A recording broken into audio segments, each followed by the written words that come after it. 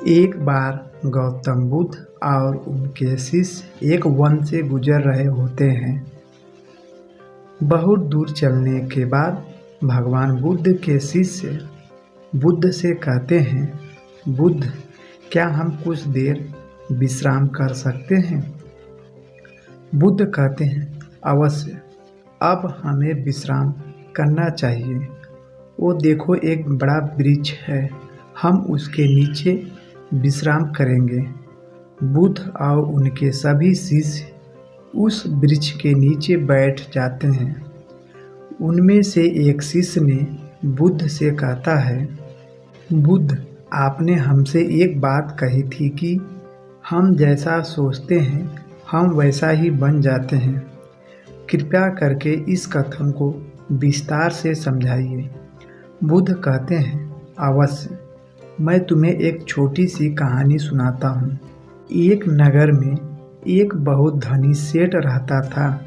उसके पास धन की कोई कमी न थी, परंतु फिर भी हर समय धन इकट्ठा करने के बारे में सोचता रहता था। एक बार सेठ के घर उसका एक रिश्तेदार आता है।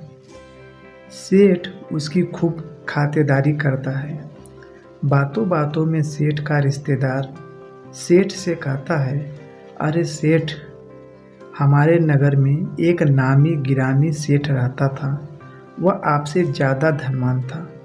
वह सेठ पूछता है, पर तुम एक बात बताओ, तुम उसे रहता था क्यों कह रहे हो?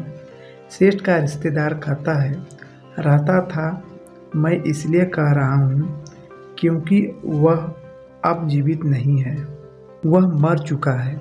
सेठ बेचारा धन को इकट्ठा करते करते वह यह भी भूल गया कि मृत्यु नाम की चीज़ होती है। सेठ को भी आती है। सेठ उस व्यक्ति से पूछता है, क्यों, क्या कारण हुआ जिसे उसकी मृत्यु हो गई? सेठ का रिश्तेदार कहता है, कारण तो कुछ न था, अचानक ही उसका बुलावा आ गया और उसको जाना पड़ा। सेठ कहता है, अरे ऐसे कैसे बुलावा आ गया? उसे कोई बीमारी रही होगी। वह व्यक्ति कहता है, नहीं, उसे कोई बीमारी नहीं थी, वह तो अचानक ही मृत्यु को प्राप्त हो गया। सेठ अपने रिश्तेदार की बात सुनकर हैरान रह जाता है, क्योंकि अब तक वह सोचता था कि मृत्यु बुढ़ापे में आती है या किसी बीमारी के कारण आती है। क्योंकि सेठ अभी जवान है, वह अभी मरना नहीं चाहता। अगले दिन वह रिश्तेदार अपने घर चला जाता है, परंतु सेठ को एक बहुत बड़ी समस्या दे जाता है कि सेठ को भी मृत्यु आ सकती है। सेठ जैसे पहले धन के बारे में सोचता था, अब केवल मृत्यु के बारे में सोचने लगता है कि कहीं मुझे मृत्यु ना आ जाए। समय बीतता है, सेठ बहुत कमज़ोर होने लगता है, क्योंकि वह अब सही से ना खा पाता है और ना पी पाता है, केवल मृत्यु के बारे में सोचता है।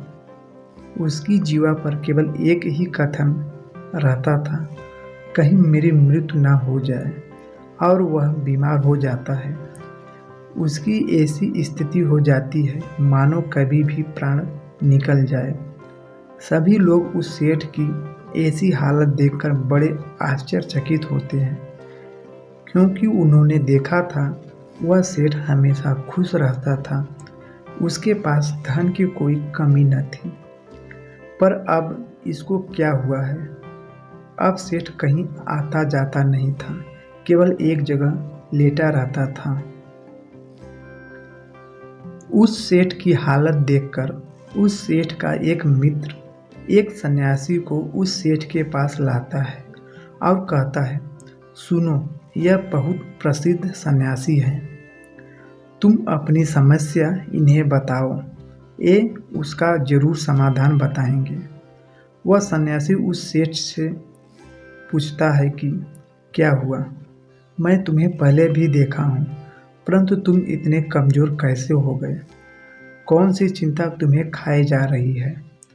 सन्यासी की बात सुनकर वह सेठ सन्यासी से कहता है, मैं मृत्यु को प्राप्त नहीं होना चाहता हूँ, कहीं मुझे मृत्यु न आ जाए।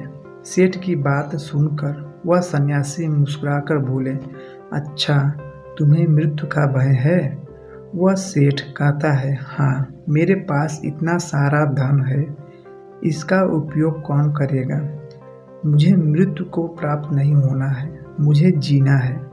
वह संत कहते हैं, तुम्हारी इस समस्या का मैं अभी समाधान निकालता हूँ। संत की बात सुनकर सेठ बहुत खुश होता है। उस संत के आगे हाथ जोड़कर और कहता है, कृपया करके मेरे इस समस्या का समाधान कीजिए। वह संत उस सेठ से कहते हैं कि मैं तुम्हें एक मंत्र देता हूँ, तुम बस इसका उच्चारण भीतर भी और बाहर भी करना, मतलब मुंह से भी यही मंत्र बोलना और अपने भीतर मन में भी यही मंत्र बोलना। यह मंत्र है, जब तक मुझे मृत्यु नहीं आएगी तब तक मैं जीऊँगा, जब तक मुझे मृत्यु नहीं आएगी तब तक मैं जीऊँगा। तुम इस मंत्र को 7 दिन तक लगातार जपना। मैं 7 दिन बाद आऊँगा। और वह सन्यासी वहाँ से चले जाते हैं। 7 दिन बाद वह सन्यासी आते हैं तो वह देखते हैं कि सेठ स्वस्थ होने लगता है और सेठ उस सन्यासी को देखकर उनके चरणों में गिरकर प्रणाम करता है और उनको धन्यवाद कहता है। वह सेठ कहता है, आपके मंत्र ने कमाल ही कर दिया है। अब मैं मृत्यु से भयभीत नहीं हूँ, क्योंकि जब तक मृत्यु नहीं आएगी तब तक मैं अपना जीवन जीऊँगा। पहले मैं मृत्यु के डर के कारण जीवन जी नहीं पा रहा था, परंतु आपके मंत्र ने मेरा जीवन ही बदल दिया है। जब तक उस सेठ को दूसरे सेठ के बारे में नहीं पता था, तब तक वह केवल धन के बारे में सोचता था और दिन रात उसके धन में वृद्धि हो रही थी और उसका स्वास्थ्य भी ठीक रहता था। वह अपने जीवन से खुश था, परंतु जब वह मृत्यु के बारे में सोचना शुरू कर दिया तो वह मृत्यु के करीब जाने लगा और ऐसा क्षण आ गया कि वह कभी भी मृत्यु को प्राप्त हो सकता था। इस कहानी से हमें यह सीख मिलती है कि हम जो भीतर और बाहर रखते हैं वही हमारे जीवन में घटित होने लगता है। इसलिए हमें हमेशा सकारात्मक सोचना चाहिए।